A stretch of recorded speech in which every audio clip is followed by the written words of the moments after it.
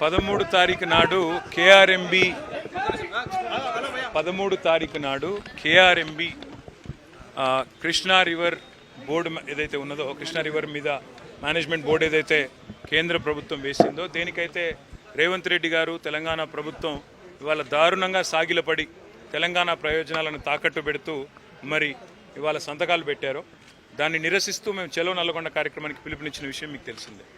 ఆ కార్యక్రమంలో కృష్ణానది బేసిన్లో ఉండే 5 జిల్లాలు రంగారెడ్డి, నేను చెప్పేది పూర్వ జిల్లాలు, రంగారెడ్డి, హైదరాబాదు, మహబూబ్ నగరు, నల్గొండ, పార్ట్ ఆఫ్ ఖమ్మం, ఈ అంతటి నుంచి కూడా గౌరవ ప్రజాప్రతినిధులందరితో కూడా మేము ఆల్రెడీ మీటింగ్ పెట్టాము. దాని కొనసాగింపుగానే ఈరోజు జిహెచ్ఎంసీ కార్పొరేట్లతో కూడా మీటింగ్ పెట్టుకున్నాం. 13 నాడు నల్గొండ సమావేశానికి సంబంధించి హైదరాబాద్ నుంచి ఎవరెవరు కదిలి రావాలి అనే విషయం చర్చించుకున్నాం. దాంతోపాటు 19 నాడు జనరల్ బాడీ మీటింగ్ కూడా ఉంది జిహెచ్ఎంసీది. తప్పకుండా ఈ రాష్ట్ర ప్రభుత్వం ఏదైతే హైదరాబాద్ నగరం మీద పగబట్టినట్టుగా వ్యవహారం చేస్తూ ఉందో దాన్ని కూడా నిరసించాలని చెప్పి కూడా నిర్ణయం తీసుకున్నాం. మా గౌరవ శాసనసభ్యులు కూడా అందరూ హాజరవుతారు జనరల్ బాడీ మీటింగ్కి. హైదరాబాద్ పరిధిలో ప్రజలు మాకు ఏకపక్షంగా తీర్పిచ్చారు. 16 మంది శాసనసభ్యులను గెలిపించినందుకు గ్రేటర్ హైదరాబాద్లోని ప్రజలకు ధన్యవాదాలు చెప్తూ మరి మా శాసనసభ్యులందరూ కూడా ఈ సమావేశం జనరల్ బాడీ మీటింగ్ కూడా హాజరు కావాలని కూడా నిర్ణయం తీసుకున్నాం. ప్రభుత్వం ఏదైతే హామీలు ఇచ్చిందో అవన్నీ కూడా నిలబెట్టుకోవాలని మాట్లాడుకున్నాం. సరే, ఎవరైనా ఒకరో ఇద్దరో పార్టీ నుంచి పోతారు అని మీరు అడిగారు. రాజకీయాల్లో హత్యలు ఉండవు, ఆత్మహత్యలు ఉంటాయంటారు. అట్లాగే ఇవాళ ఎవరైనా కాంగ్రెస్లోకి పోవాలని ఎవరైనా అనుకుంటే అది వాళ్ళ కర్మ, ఏం చేయగలిగేది ఏం లేదు.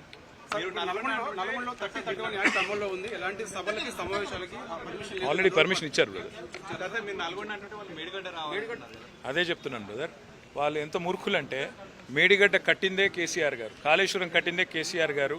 అల్టిమేట్గా కాళేశ్వరం అనే ప్రాజెక్టులో వాళ్ళకు ఆ తెలియదు ఏది తెలియదు. ఎందుకంటే కాళేశ్వరం ప్రాజెక్టు యొక్క గొప్పతనం తెలుసుకోవాలని వారు అనుకుంటే తప్పకుండా వాళ్ళు వెళ్ళొచ్చు, చూడవచ్చు. ప్రపంచంలోనే అతిపెద్ద లిఫ్ట్ ఇరిగేషన్ ప్రాజెక్టు కాళేశ్వరం. దానిలో ఒక మేడిగడ్డ బరాజ్లో ఏదో చిన్న సమస్య వస్తే దాన్ని భూతద్దంలో పెట్టి కాళేశ్వరం ఫెయిల్ అయిందని ఎవరైనా చెప్పాలనుకుంటే అది వాళ్ళ మూర్ఖత్వం అవుతుంది. ఎందుకంటే సూర్యుడి మీద ఉమ్మేస్తే వచ్చి మన మొహం మీద పడుతుంది. కాళేశ్వరం ప్రాజెక్టు యొక్క ఒక్కసారి మొత్తం డెప్త్ ఏంటనేది వాళ్ళు అర్థం చేసుకుంటే ఎన్ని బరాజులు ఉన్నాయి, ఎన్ని పంప్ హౌజెస్ ఉన్నాయి, ఎన్ని గ్రావిటీ కెనాల్స్ ఉన్నాయి, ఎన్ని టన్నల్స్ ఉన్నాయి, ఇది వాళ్ళు ఒకసారి చూసి తెలుసుకొని కొంత ఇంగిత జ్ఞానం కూడా తెచ్చుకుంటే కాంగ్రెస్ వాళ్ళకు కూడా మంచిది. మేము కట్టిందే మేము స్వామి, వాళ్ళు చూడాలి, మేంగా చూడాల్సింది.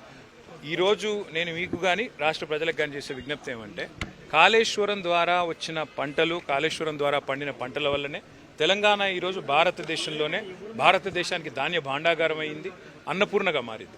కాబట్టి కాళేశ్వరం సక్సెస్ గురించి కొత్తగా మాకు చెప్పాల్సిన అవసరం కానీ అందులో ఏమైనా చిన్న చిన్న లోపాలు ఉంటే ప్రభుత్వం దగ్గరే మొత్తం అధికార యంత్రాంగం ఉంది, దాన్ని మంచిగా పూర్తిగా సవరించమనండి.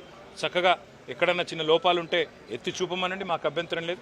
కానీ దీన్ని ఏదో రాజకీయంగా వాడుకుంటామంటే వాళ్ళు ప్రతిపక్షంలో లేరు. వాళ్ళు మాట్లాడితే మమ్మల్ని అంటున్నారు ఇంకా మేమేదో అధికారంలో ఉన్నామని అనుకుంటున్నాం అంటున్నారు. కానీ వాస్తవం ఏంటంటే వాళ్ళకి ఇంకా అధికారంలో ఉన్నట్టు వాళ్ళకి అనిపిస్తలేనట్టుంది. మేమే అధికారంలో ఉన్నాం, వాళ్ళు ప్రతిపక్షంలో ఉన్నారన్నట్టు ఇంకా కూడా బట్టగాల్చి మీదేసే ప్రయత్నం చేస్తున్నారు. ఏ ఎంక్వైరీ అన్నా చేసుకోండి అని పోయిన శాసనసభ సమావేశాలను చెప్పాము. ఇప్పుడు కూడా అదే మాట మీద ఉన్నాం. ఎక్కడైనా తప్పులు జరిగితే బయట పెట్టండి, ప్రజల ముందు పెట్టండి, మాకు అభ్యంతరం లేదు. ఎక్కడైనా లోటుపాట్లుంటే, ఇంజనీరింగ్ లోటుపాట్లుంటే సవరించండి, ప్రభుత్వం మీచి. అంతేగాని ఒక అద్భుతమైన ప్రాజెక్టుని ఇవాళ బట్టగాల్చి మీదేసి దాన్ని ఏదో బ్రష్ పట్టిద్దాం అనుకుంటే అది మీ అమాయకత్వం మాత్రం. చాలా మంది ఐఏఎస్ల మీద ఆరోపణలు వస్తున్నాయి. ఏముంది స్పందన? ఐఏఎస్ల మీద అధిక ఆరోపణలు వస్తే చర్యలు తీసుకోండి, తప్పేముంది. ఐఏఎస్ల మీద వచ్చినా ఇప్పుడు సింపుల్ బ్రదర్, ఈ రాష్ట్రాన్ని నడుపుతున్న వ్యక్తే ఓటుకు నోటు కేసులో దొరికిపోయిన వ్యక్తి, ఓ క్రిమినల్. ఇక ఆయనకు క్రిమినల్ ఆలోచనలు తప్ప వేరే ఉండవు. ఆయన ఒకవేళ ఎవరి మీద ఏదైనా చర్యలు తీసుకోదలుచుకున్నా, ఎవరినైనా ఏదైనా చేయదలుచుకున్నా నిరభ్యంతరంగా చేసుకోవచ్చు. అధికారం వారి చేతిలో ఏమైనా చేసుకోవచ్చు. ఏ నేషనల్ ఛానల్?